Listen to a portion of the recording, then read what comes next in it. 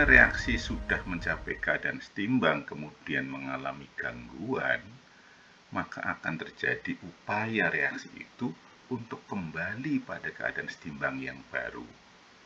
Upaya reaksi ini disebut pergeseran kesetimbangan. Pergeseran kesetimbangan itu dapat dipengaruhi oleh gangguan tadi itu ya, yaitu yang pertama adalah perubahan konsentrasi salah satu atau beberapa zat di dalam reaksi tersebut. Bisa reaktannya, bisa juga hasil reaksinya, diberi penambahan atau pengurangan. Yang kedua, perubahan tekanan. Ini terutama untuk kesetimbangan yang berwujud gas. Nah, jadi kalau diberi tekanan, akibatnya volume mengecil, maka akan terjadi pergeseran. Perubahan volume ini juga sama dengan perubahan tekanan tadi. Kalau tekanannya diperkecil, maka volumenya membesar. Itu pun akan timbul pergeseran kesetimbangan. Yang keempat adalah perubahan suhu. Nah, jika suatu reaksi itu eksoterm atau endoterm, berarti melibatkan pengaruh suhu di situ. Maka reaksi yang seperti itu akan sangat dipengaruhi pergeserannya oleh suhu, baik itu dinaikkan atau suhu diturunkan. Nah, perubahan-perubahan itu berlaku untuk zat yang berwujud gas dan berwujud larutan agi ya. Sedangkan perubahan zat yang berwujud cair dalam kurung L dan padat S tidak berpengaruh pada pergeseran kesetimbangan. Nah, perhatikan contoh berikut. Ada reaksi A2 gas dengan B padat menjadi C gas dan D liquid, ya, cair ya, liquid cair. Dengan delta H min 100, min itu berarti melepaskan panas atau eksoterm. Nah, karena ini berwujud padat, maka dan ini tidak akan ikut, jadi B tidak akan ikut menyebabkan pergeseran. Walaupun B-nya ditambah atau dikurangi, tidak menimbulkan pergeseran kesetimbangan. Demikian pula untuk yang D ini, yang cair. Sama itu ya. Jadi kesetimbangan nanti akan dipengaruhi hanya oleh A2 dan C saja. Jadi perubahan A2 dan perubahan C akan sangat berpengaruh terhadap pergeseran kesetimbangan. Demikian pula perubahan suhunya.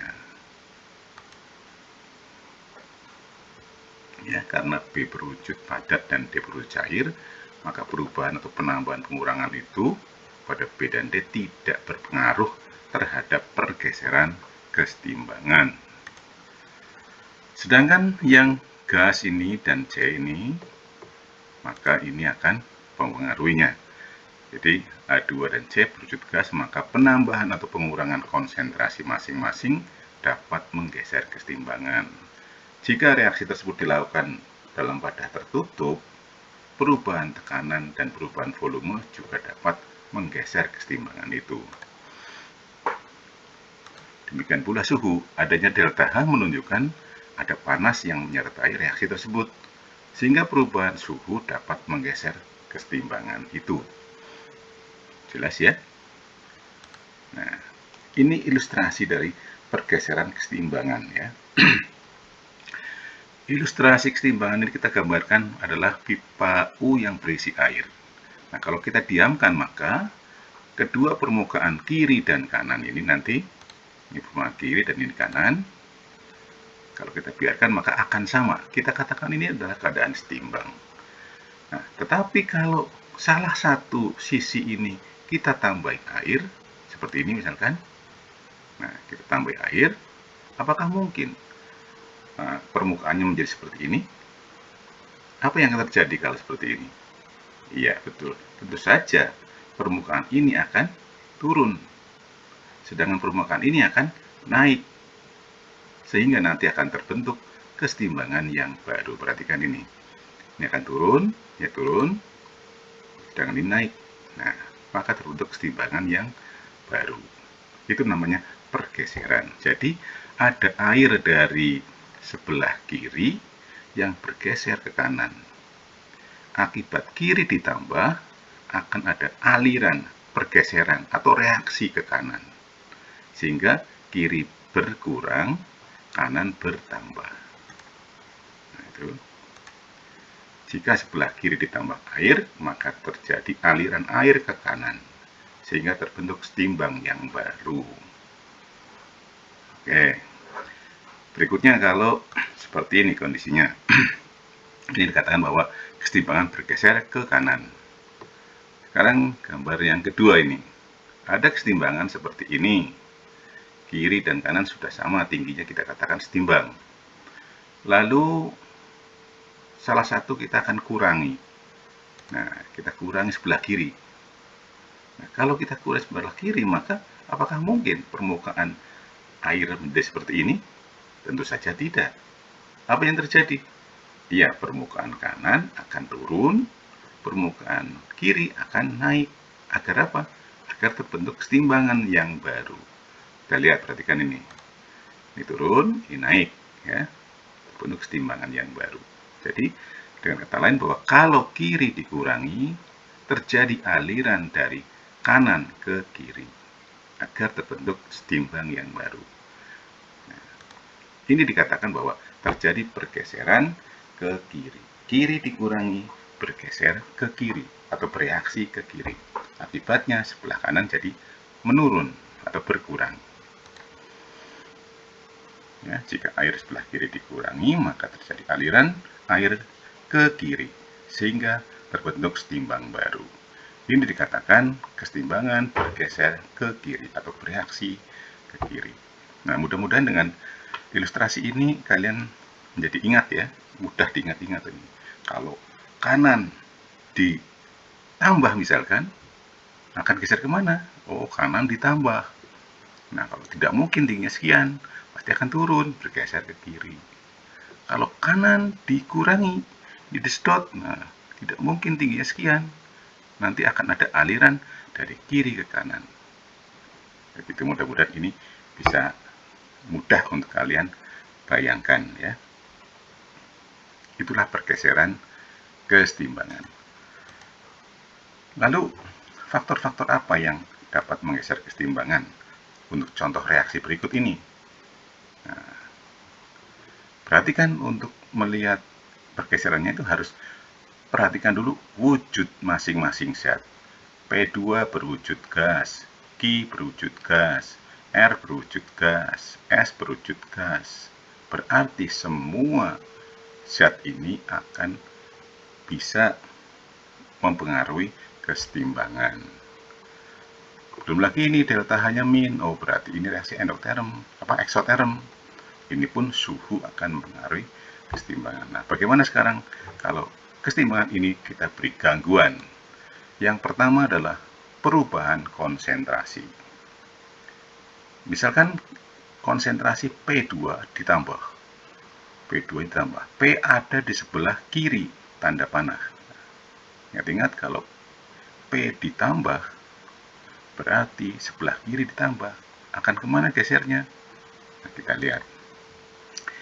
Jika konsentrasi salah satu produk, misalkan S atau R dikurangi, nah kalau R dan S dikurangi, kesetimbangan bergeser ke kanan, sehingga konsentrasi produk R dan S bertambah, sedangkan konsentrasi P2 dan Q berkurang. Itu kalau yang dikurangi ini. Nah, kalau ini ditambah, kiri ditambah, akan geser ke kanan juga.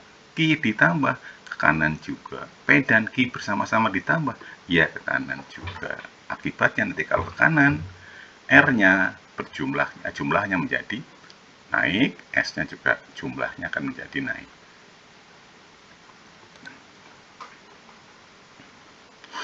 Kiri ditambah, geser kanan, kiri dikurangi, geser ke kiri. Begitu sebaliknya. Sekarang yang kedua, perubahan tekanan dan volume. Nah, perubahan tekanan hanya berpengaruh pada kesetimbangan yang berwujud gas saja, dan ini semuanya gas ya.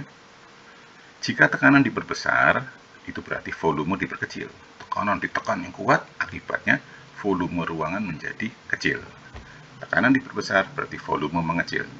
maka kesetimbangan bergeser ke arah jumlah molekul atau jumlah koefisien gas yang lebih sedikit.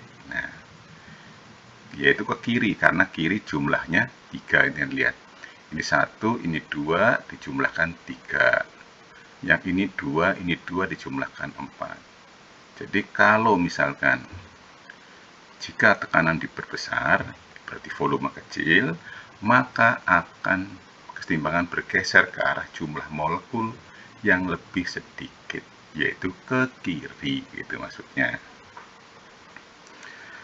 Sebaliknya, jika tekanan diperkecil, berarti volume menjadi besar, kesetimbangan bergeser ke arah jumlah molekul atau koefisien yang lebih besar, yaitu ke kanan. Jadi, kalau volume, kita lihat volumenya saja. Volume kecil ke arah yang lebih sedikit. Volume besar ke arah yang lebih besar. Itu koefisiennya. Itulah pergeserannya. Jadi misalkan ini apa tadi? P2 dan Q2 ini tekanannya tadi ini dinaikkan sehingga volume mengecil, berarti bergesernya ke arah kiri. Akibatnya apa? P2 bertambah, Q bertambah, sedangkan R dan S berkurang jumlahnya. Bagaimana kalau tekanannya diperbesar? Berarti gesernya ke arah yang lebih besar, ke kanan.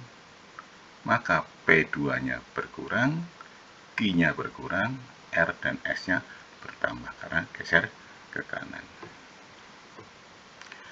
Dan ini baru yang kedua. Nah, berikutnya, pengaruh yang ketiga yaitu perubahan suhu. Perhatikan, suhu ini adalah delta H. Reaksi eksoterm bisa ditulis dengan reaksi begini. Reaksi yang melepaskan panas. Jadi, P2 plus 2Q menjadi R dan S ini melepaskan 50 kJ. Kalau menggunakan delta H maka dan min 50. Tapi kalau tidak menggunakan delta H langsung ditulis pada reaksi itu, berarti reaksi ini menghasilkan R dan S dan panas 50. Perhatikan, ini ada di sebelah kanan tanda panah ini. Nah, ingat pipa U tadi ya. Nah, dengan dibuat begini maka akan lebih mudah kita menggambarkan. Misalkan, nah, tadi kan ke sana eksoterm, berarti ke sini kan endoterm. Ini kejadiannya. Reaksi ke kanan eksoterm sedangkan ke kiri endoterm. Secara umum, jika suhu dinaikkan, kesetimbangan akan bergeser ke arah endoterm, yaitu ke kiri. Nah, lihat. Kalau ini ditambah, kanan ditambah, ingat-ingat pipa U, kanan ditambah, maka nanti akan terjadi aliran ke kiri. Kanan ditambah, aliran ke sana, reaksinya ke sini. Akibatnya P2 bertambah, Q bertambah, R-nya berkurang, S-nya berkurang. Sedangkan jika suhu diturunkan, nah ini nih dikurangi dari 50 menjadi 30 misalkan, dikurangi, sebelah kanan berkurang, maka pergeseran akan ke arah kanan, yaitu ke arah eksoterm. Nah, untuk memudahkan hafalan dibuat apa namanya anak sekarang itu ya, campuran tugel atau apa namanya ini. Sunando, suhu naik ke endo. Sutuso, suhu turun ke ekso. Gitu. Ya. Nah, mudah-mudahan dengan dibuat kata seperti ini ya, mudah diingat lah. Oke, itulah tadi perubahan suhu. Sekarang yang keempat yaitu, contoh dulu, contohnya ini. Ada CO2 plus H2, ini gas semua ya, perhatikan wujudnya dulu. Gas semua, berarti ini semuanya berperan dalam pergeseran. Delta H-nya positif, berarti endoterm. Satu, ke arah mana setimbang bergeser? Jika pada suhu dan volume tetap, ditambah gas hidrogen. Nah, hidrogen ada di kiri. Nah, kalau di kiri ditambah, geser kemana? Iya, ke kanan. Nanti CO-nya bertambah, H2O-nya bertambah. Nah, lalu bagaimana CO2-nya? Ya CO2-nya ikut bergeser karena tidak mungkin H2 itu sendirian ke sini. Ini akan mengajak CO2. Walaupun CO2 tidak ditambah, akan diajak bergeser ke sana, maka ini juga akan berkurang. Ke arah mana setimbang bergeser jika pada suhu dan volume tetap dikurangi uap air? Nah, ini kalau ini dikurangi, ada di kanan, kanan dikurangi, bayangkan pipa U, kanan disedot. Nah, permukaannya bagaimana? Oh, lebih tinggi yang kiri, jadinya akan terjadi aliran ke kanan. Berarti nanti kalau H2 diambil, dikurangi, maka bergeser ke sini, kanan, maka CO-nya bertambah, H2 dan CO2 berkurang. Itu. Ini jawabnya. Gas hidrogen berada di sebelah kiri atau sebagai reaktan. Jika H2 ditambah, maka keseimbangan bergeser ke kanan. Berakibat konsentrasi kiri berkurang, yaitu CO2-nya berkurang, sedangkan CO dan H2O-nya bertambah. Uap air ada di kanan. Jika uap air dikurangi, kanan dikurangi, maka keseimbangan bergeser ke kanan. CO2 bertambah, sehingga CO2-nya karena kanan ya, CO2-nya berkurang, H2-nya berkurang. Sedangkan CO-nya bertambah karena bergeser ke kanan. Ini contohnya. Contoh yang kedua,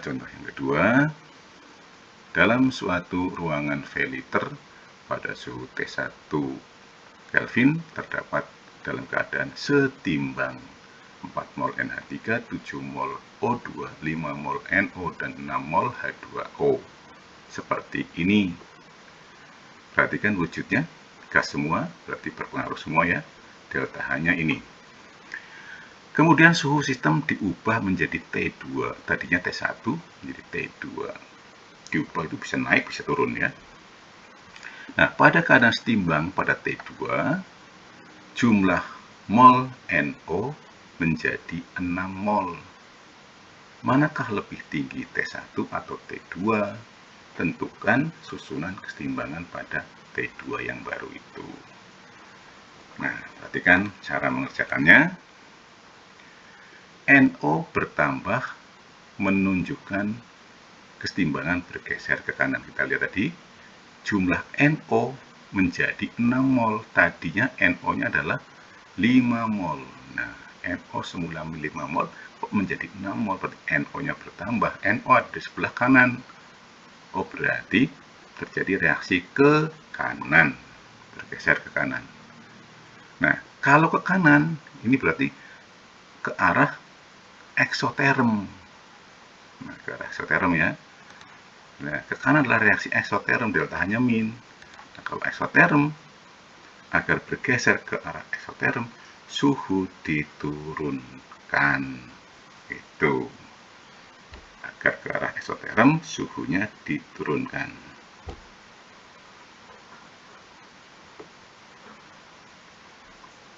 Ya, Sutuso, Sunando, suhu naik ke endo, suhu turun ke ekso. Nah, agar ke ekso, maka suhu diturunkan. Maka T1 lebih besar dari T2.